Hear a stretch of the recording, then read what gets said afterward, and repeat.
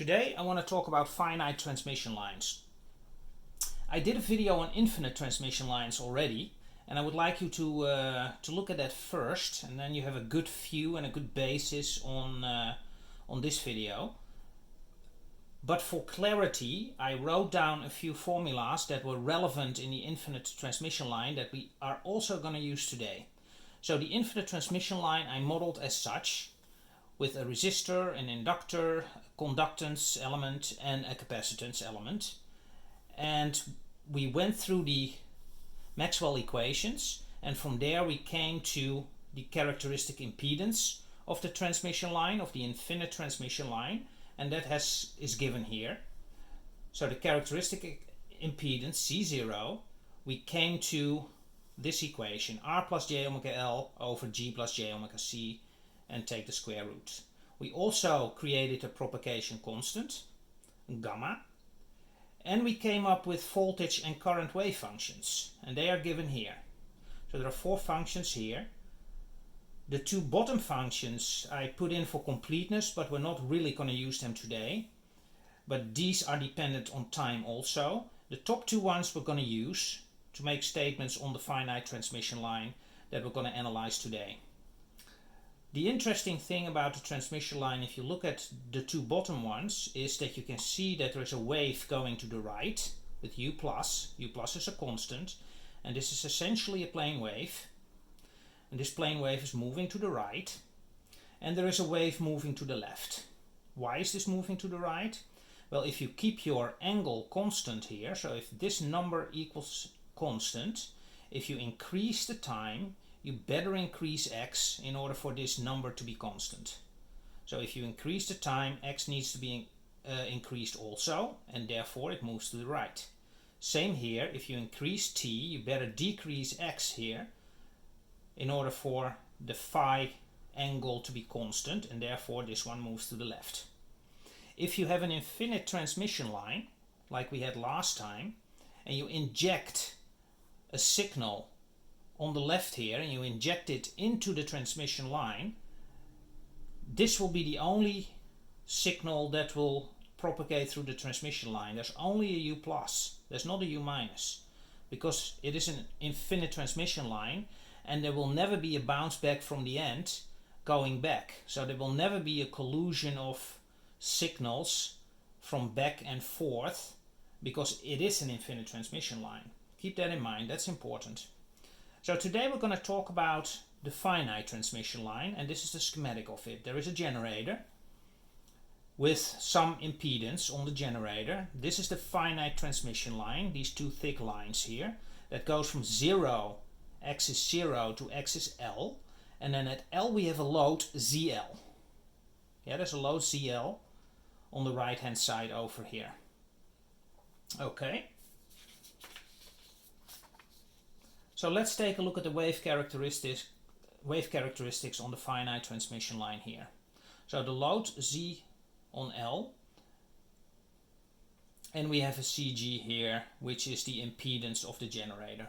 Okay, so now we take the two functions that I stated before and that we calculated last time based on the Maxwell equations, the Ux and the Ix. The U minus and the U plus are unknowns, and they are constant values, and these constant values need to be determined, and you can determine those with some boundary conditions, and that's what we're going to do right now. So we're going to take a look at, since this is a finite transmission line, we're going to take a look at what the voltage at this point will be at U equals L here, and we can do that by just filling out L for x in this equation here, and we do that here. And that gives you U plus e to the power minus j gamma L plus U minus e to the power of j gamma L. And so also in an identical fashion for I, this is the current through the load CL here by just filling out L for x in this equation. And you get this result. Now these two equations are two equations with two unknowns, and the unknowns are U minus and U plus. So you can calculate these unknowns, because UL at that point is determined, right? And IL also, so there are two unknowns, U plus, U minus. You calculate those u plus and u minus, and you get this. It's just two equations, two unknowns, some algebra, very simple. And you get your result u plus. U plus equals then a half ul plus il z0 to the power a j gamma l. And we replaced, as a next step, ul with il times zl, which is allowed because ul is the voltage here. There's il running through the load here, so il times zl is indeed ul here. And that's what we did here. So we replaced that, just Ohm's law. We did the same here on the u minus, and we got an expression now expressed in ILs and ZL and Z0s. Okay? So the next step, what we're going to do is we're going to fill these u plus and u minuses out in this equation here and in this equation, because now we know u plus, we know u minus, we fill them out here and here. If you do that, you get two new equations.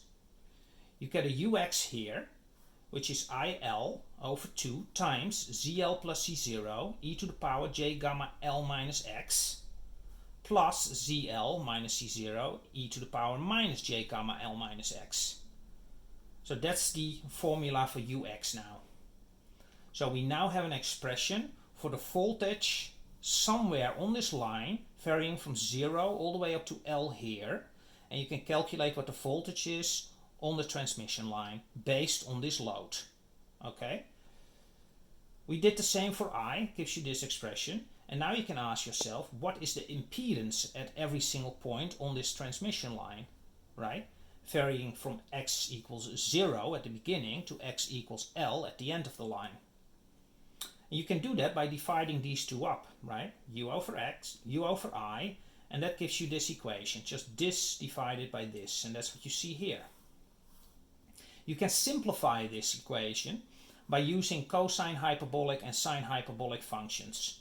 A cosine hyperbolic function, for instance, if you go to a cosine hyperbolic function, cosine hyperbolic, the cosine hyperbolic function, cosine hyperbolic function of x, as a definition, is e to the x plus e to the minus x over 2, and the sinus hyperbolic function of x is e to the x minus e to the minus x over 2. And if you fill those out in here, you get cosine hyperbolic and sinus hyperbolic functions in the result here. Okay?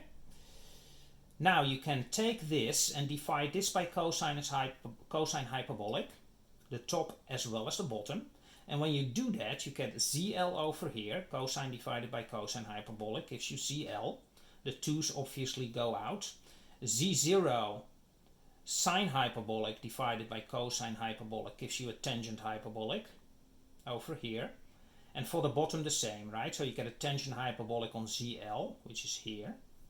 And the Z0 cosine hyperbolic, the cosine hyperbolic will disappear and you are left with Z0.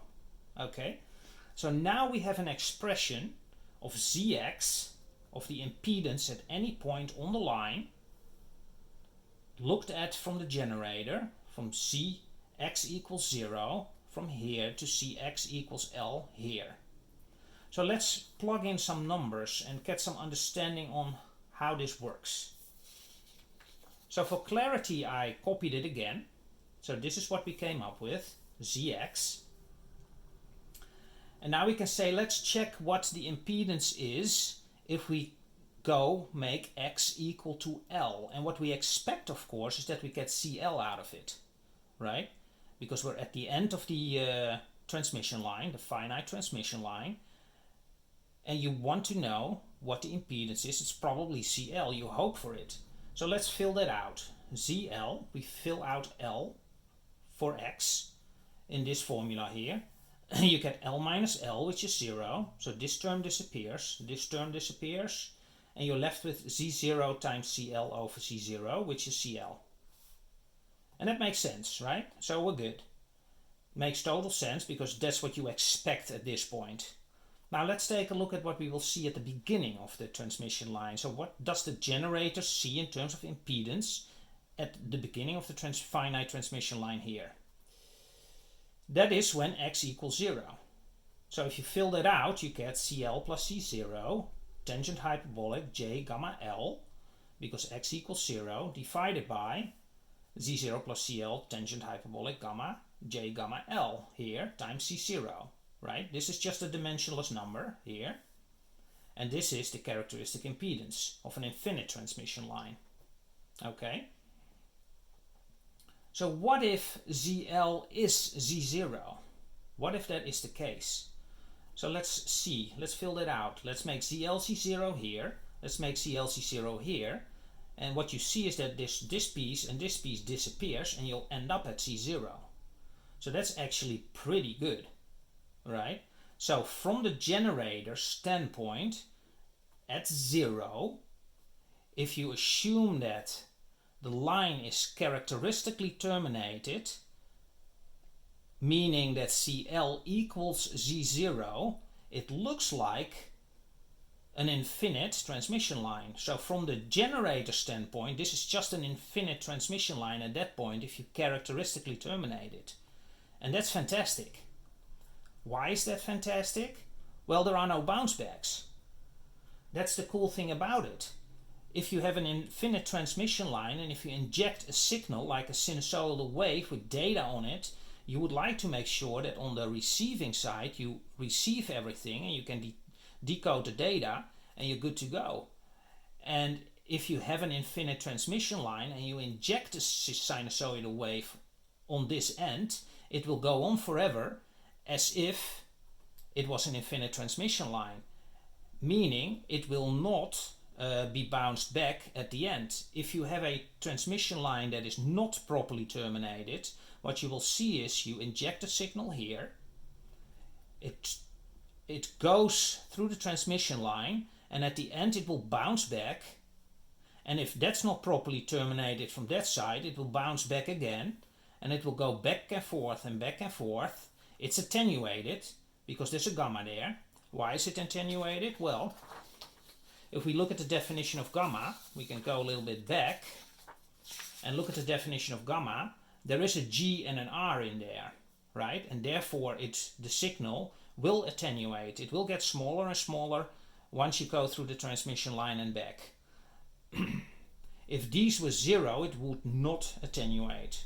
Yeah, and the signal would remain the same and it would bounce back and forth continuously if it was not properly terminated. And if you think about that, that's not a good idea at all. If you don't have a properly terminated signal, transmission line, you get your original signal that will collude with bounced back signals. And it's very hard at that point to actually decode that signal, which is colluded with so many other signals, and to retrieve the data back. So that's why you want to properly terminate your transmission line at all times. Okay?